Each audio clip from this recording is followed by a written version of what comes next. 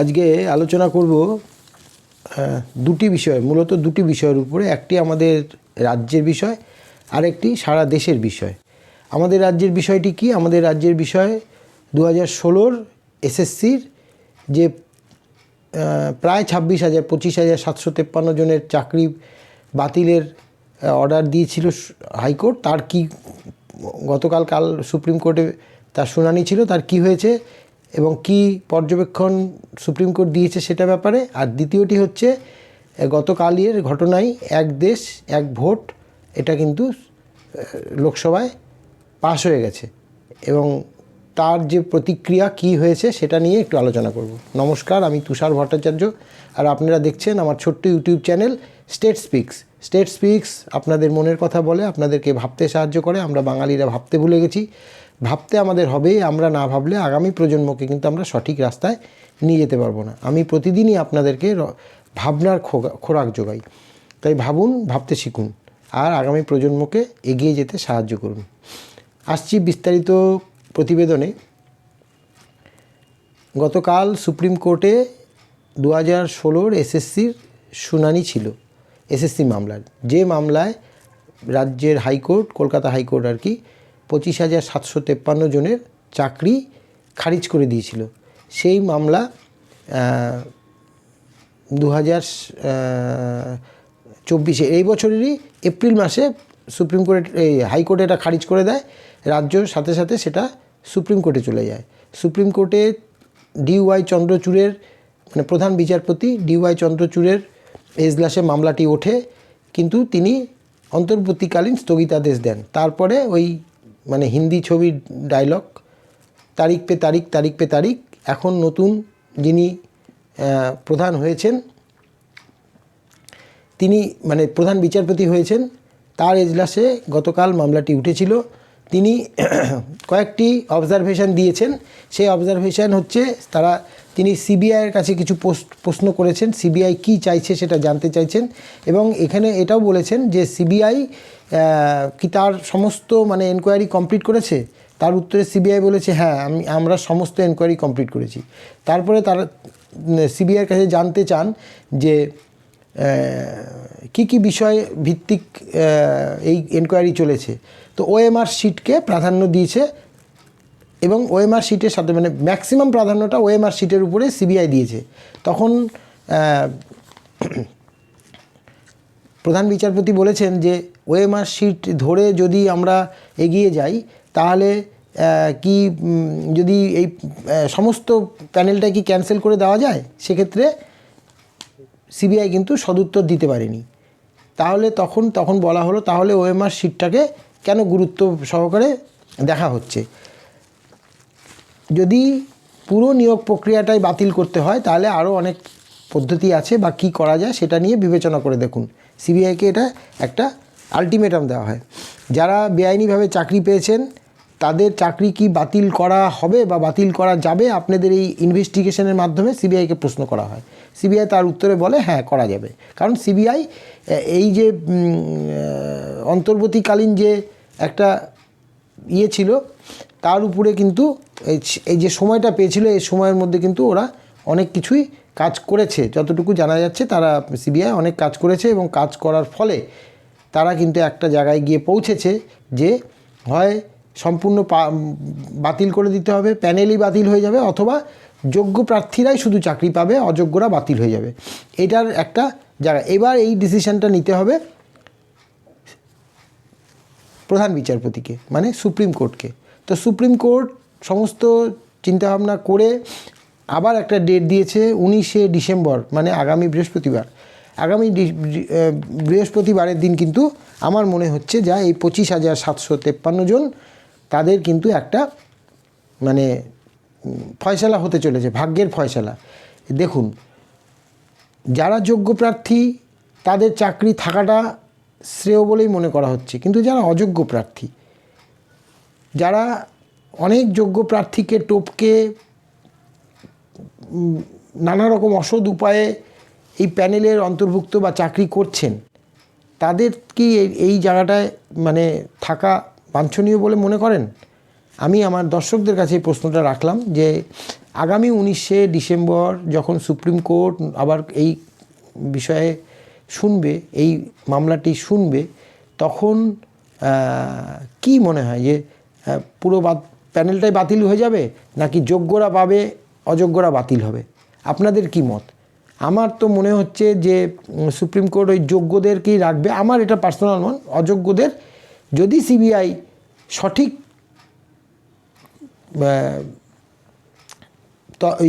তদন্ত করে বার করে থাকে, তাহলে কিন্তু অযোগ্যদের হয়তো চাকরি, পুরো প্যানেলটা ক্যান্সেল নাও হতে পারে। তবুও অনেক যারা এর সঙ্গে যুক্ত আছেন, শিক্ষকতার সঙ্গে যারা যুক্ত আছেন, তাদের এই 19 তারিখ পর্যন্ত সময়টা খুবই টেনশনের মধ্যে কাটবে, এটা বোঝাই যাচ্ছে, আমরাও বুঝতে পারছি। তবুও স্বচ্ছতা বজায় থাকুক, কারণ এটা স্বচ্ছতা ছিল না বলেই কিন্তু আজকে এই জায়গাটায় গেছে। যদি স্বচ্ছ জায়গাটা থাকতো তাহলে কিন্তু এই পরিণতিটা হতো না। আজকে 25,753 জন যে টেনশন নিয়ে এতদিন ধরে আছেন, যারা যোগ্য হিসাবে পেয়েছেন তারা তো ঠিকই আছেন, কিন্তু যারা অযোগ্য, এবার কত পরিমাণ অযোগ্য, কেউ বলছে 8,500, কেউ বলছে 9,500, কেউ বলছে 10,000, কেউ বলছে 6,000, কিছু বোঝা যাচ্ছে না। তো এবার সিবিআই কিভাবে সেই তদন্ত করেছে এবং তদন্তের কি নির্যাস বেরিয়ে এসছে, সেটা তো সুপ্রিম কোর্টকে দিয়েছে। সুপ্রিম কোর্ট সেটাকে অ্যানালিসিস করছে, মাননীয় বিচারপতিরা অ্যানালিসিস করছেন, তারা কি ডিসিশন দেবেন সেটা আমরা জানতে পারবো। তবে একটা যে গণ্ডগোল হয়েছে এটা তো সঠিক, এটা ঠিক। আর এটার উপরে আবার নির্ভর করছে এই প্রাইমারি ব্যাপারটাও। এরপরে কিন্তু আবার প্রাইমারিরও একটা ব্যাপার আছে। তো সরকার চাইছিল ডেটের পর ডেট পিছিয়ে যাক, যতটা সম্ভব পিছিয়ে যা করা যায় সেটা হচ্ছিল। DY চন্দ্রচূড় সাহেব যতদিন ছিলেন, অন্তর্বর্তীকালীন যে আদেশটা দিয়েছিলেন, রদ করে রেখেছিলেন। কিন্তু এখন যিনি নতুন এসছেন, তিনি হচ্ছেন সঞ্জয় কুমার আর সঞ্জীব খান্না, প্রধান বিচারপতি সঞ্জীব খান্না আর সঞ্জয় কুমারের ডিভিশন বেঞ্চেরা চলছে। তো এরা দুজন এখন কি ডিসিশন নেবেন আগামী 19 তারিখে আমরা জানতে পারবো।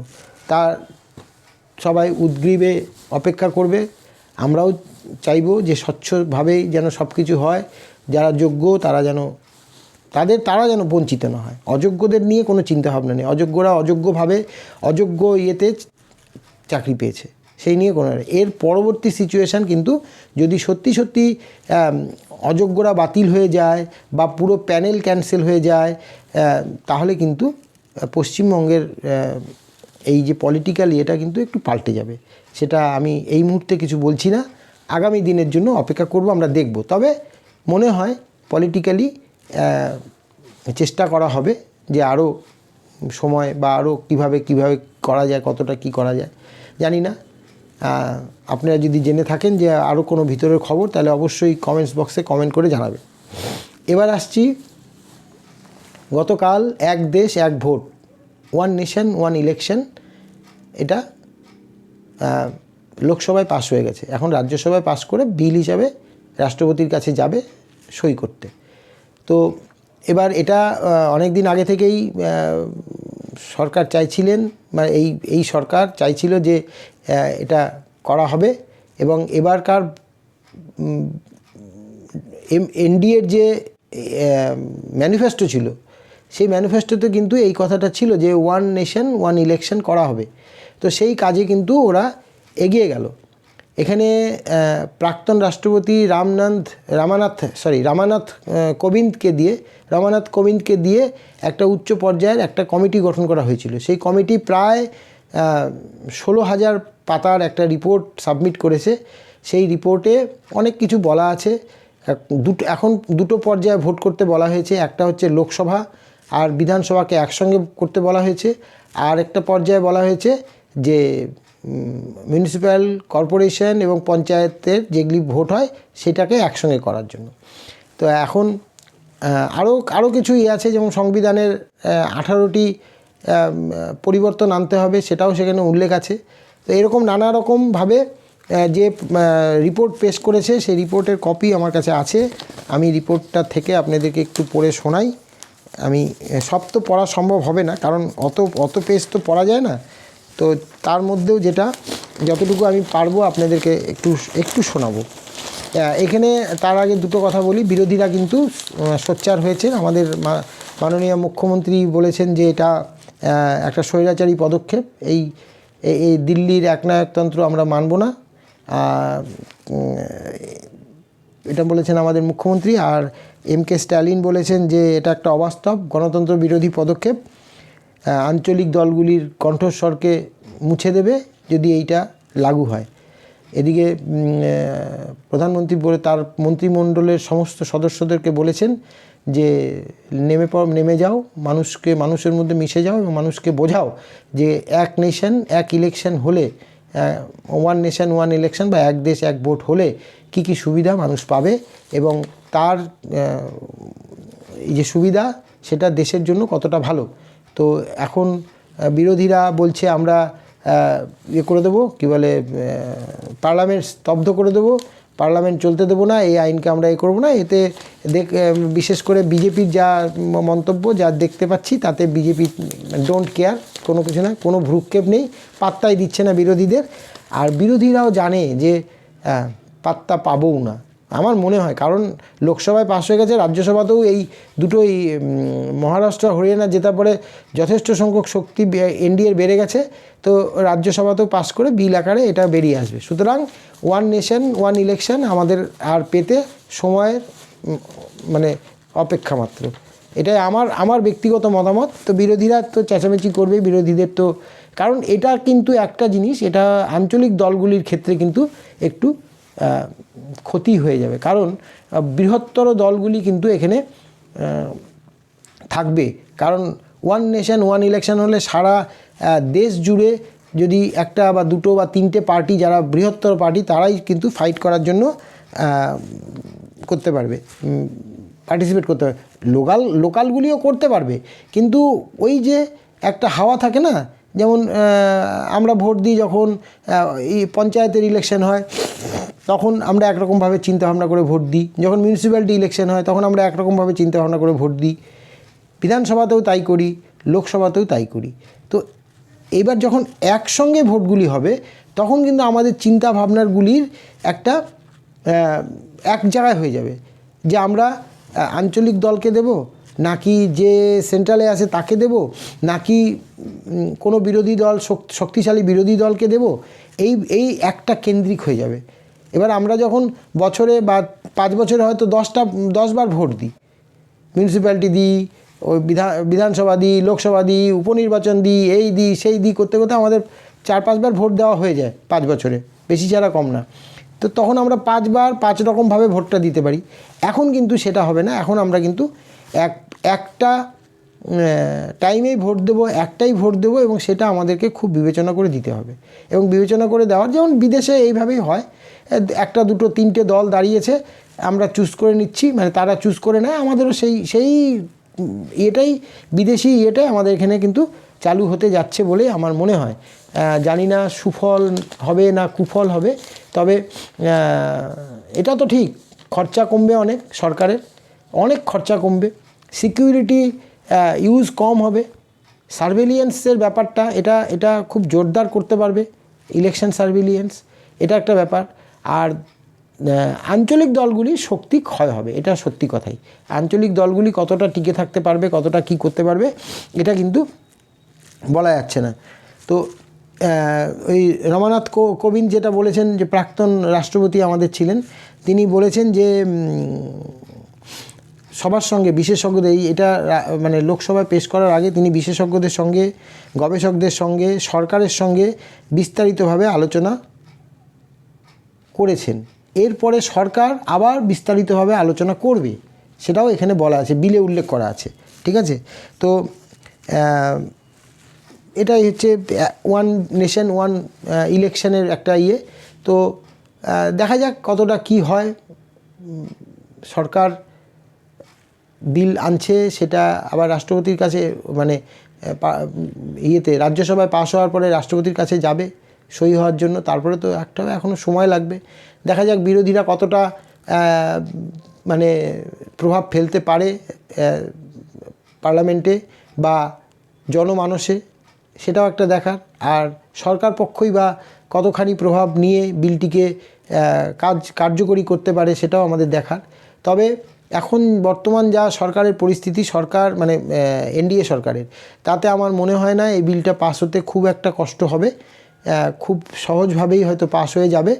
তো বিরোধীরা হয়তো চেষ্টা করবে, কিন্তু তাদের চেষ্টাটা বৃথাই যাবে। চিন্তার তো ভাঁজ অবশ্যই বিরোধীদের, মানে ছোট ছোট দলগুলির, আঞ্চলিক দলগুলির কপালে তো জুটছেই, এটা তো ঠিক।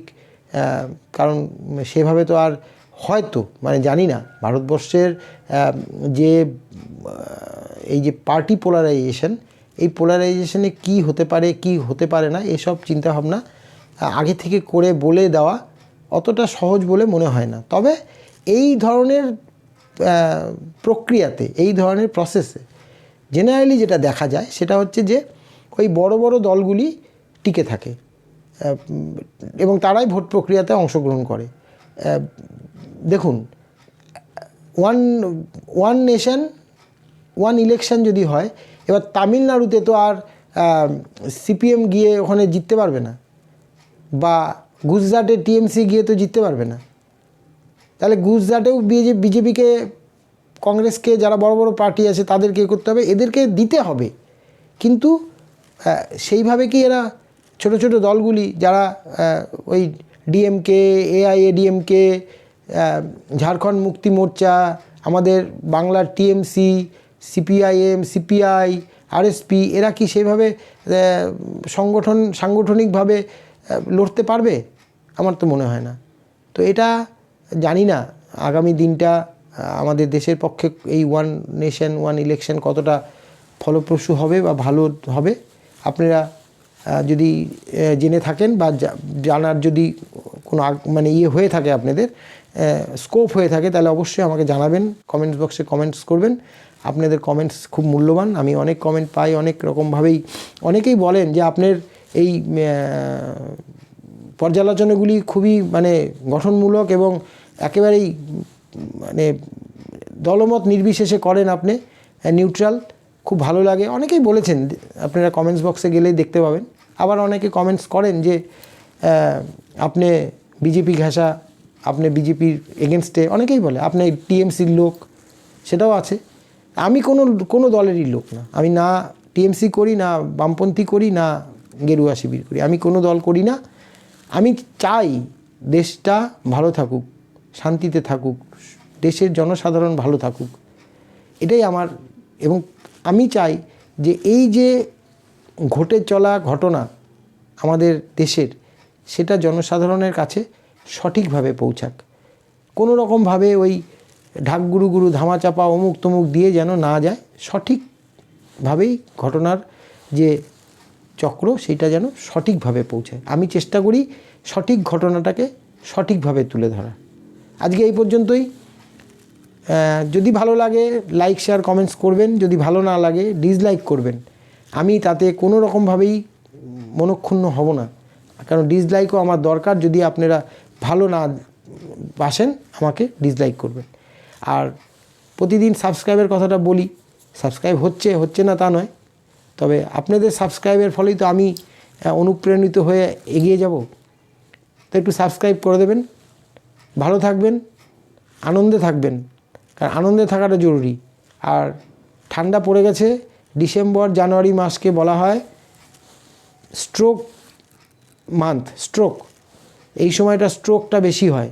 আপনি যদি আমেরিকান জার্নালগুলি দেখেন, এই সময় স্ট্রোক সম্বন্ধে অনেক অনেক তথ্য দেয়, কারণ তারা ডিক্লেয়ার্ড ডিসেম্বর এবং জানুয়ারি মাসটা হচ্ছে স্ট্রোক মান্থ। এই সময় অনেক লোক স্ট্রোকে মারা যায়। তো এই সময়টা সাবধানে থাকবেন, সুস্থ থাকবেন। আজকে এই পর্যন্তই। নমস্কার।